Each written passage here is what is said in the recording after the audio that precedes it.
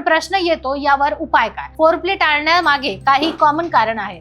Physically connect होतात, पण आजकाल काय होतंय ना, अनेक कपल्स थेट मेन ऍक्ट कडे जातात.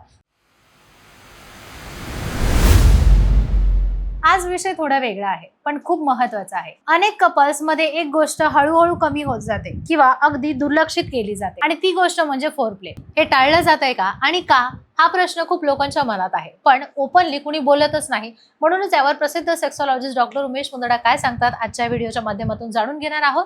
डॉक्टर उमेश मुंदडा यांचा आशा किरण सेक्स क्लिनिक 1985 पासून लोकांच्या सेवेत आहे. गेल्या 40 वर्षांपासून ॲज अ क्लिनिकल सेक्सॉलॉजिस्ट म्हणून ते हजारो कपल्सना मार्गदर्शन करत आहेत. महाराष्ट्रात मुंबई, पुणे, नाशिक, कोल्हापूर, नगर अशा अनेक शहरांमध्ये त्यांचे क्लिनिक असून संभाजीनगर या ठिकाणी त्यांची मुख्य शाखा आहे, जिथे ते सोमवार ते शुक्रवार असतात आणि शनिवारी रविवारी पुणे आणि मुंबईला असतात. फोरप्ले म्हणजे नेमकं काय? साध्या सोप्या भाषेत सांगायचं झालं तर इंटिमेसीच्या आधीचा जो वेळ असतो, जिथे दोन लोक इमोशनली आणि फिजिकली कनेक्ट होतात. पण आजकाल काय होतंय ना, अनेक कपल्स थेट मेन ऍक्ट कडे जातात, फोरप्लेला स्किप करतात किंवा अगदी फॉर्मल म्हणून 2 मिनिटं काहीतरी करून पुढे जातात.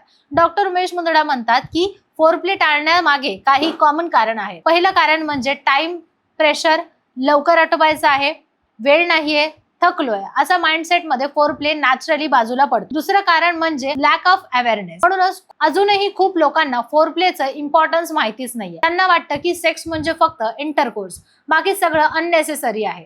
तिसरं आणि महत्वाचं इंटरेस्टिंग कारण म्हणजे एकदा रिलेशनशिप स्टेबल झालं की एक्साइटमेंट कमी होतो आणि सगळं प्रेडिक्टेबल होतं. जसं की एक कपल आहे, लग्नाला 5-6 वर्ष झाली आहेत. सुरुवातीला ते खूप बोलायचे, खूप वेळ घालवायचे, पण आता direct act, no buildup, no connection, आणि हळूहळू सॅटिस्फॅक्शन कमी होऊ लागतं. आणखी एक कारण आहे कम्युनिकेशन गॅप. अनेक वेळा पार्टनरला काय आवडतं, काय नाही हे बोललंच जात नाही. त्यामुळे फोरप्ले कसा असावा, किती वेळ असावा हे समजतच नाही. पण प्रश्न येतो यावर उपाय काय? तर डॉक्टर मुंदडा असं सोप्या भाषेत सांगतात की फोरप्ले म्हणजे फक्त फिजिकल टच नाही, तो एक फील असतो. दिवसभरातले छोटे मुवमेंट सुद्धा फोरप्लेचा भाग असू शकतात. जसं की एक सिंपल मेसेज करणं, एक छोटासा कॉम्प्लिमेंट देणं किंवा अचानक हग करणं, हे सगळं काही कनेक्शन वाढवतं. दुसरं स्लो डाऊन. इंटिमेसी म्हणजे की पटकन फिनिश करायचं, थोडा वेळ घ्या, पार्टनरला फील होऊ द्या, कारण स्पेशली महिलांसाठी फोरप्ले खूप महत्वाचा असतो. त्याशिवाय त्यांना पूर्ण सॅटिस्फॅक्शन कठीणच असतं. तिसरं एक्साइटमेंट करा. रोज तेच ते पॅटर्न फॉलो केल्याने बर्डन येतो. थोडा बदल करा, न्यू वेज ट्राय करा, एन्व्हायरमेंट बदलू शकता, मूड क्रिएट करू शकता. छोट्या छोट्या गोष्टींनी खूप फरक पडतो. आणि सर्वात महत्वाचं म्हणजे ओपन कम्युनिकेशन. चला, मला हे आवडतं, मला थोडं वेगळं काहीतरी हवं आहे, ओपनली बोलणं खूप गरजेचं आहे. कारण गेस वर्कने रिलेशनशिप स्ट्रॉंग होत नाही, क्लिअरिटी येत नाही.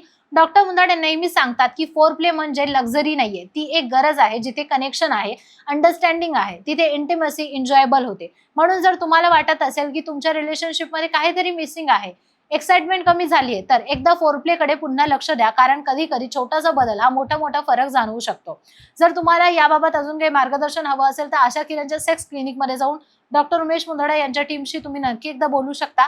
कारण शेवटी सेक्शुअल हेल्थ म्हणजे एक फिजिकल नाही तर इमोशनल बॉन्डिंग सुद्धा असते, आणि त्याची सुरुवात होते एका छोट्याशा फोरप्ले पासून. शेवटी एवढंच सांगते, रिलेशनशिपमध्ये इंटिमेसी टिकवायची असेल तर फोरप्लेला कधीच इग्नोर करू नका.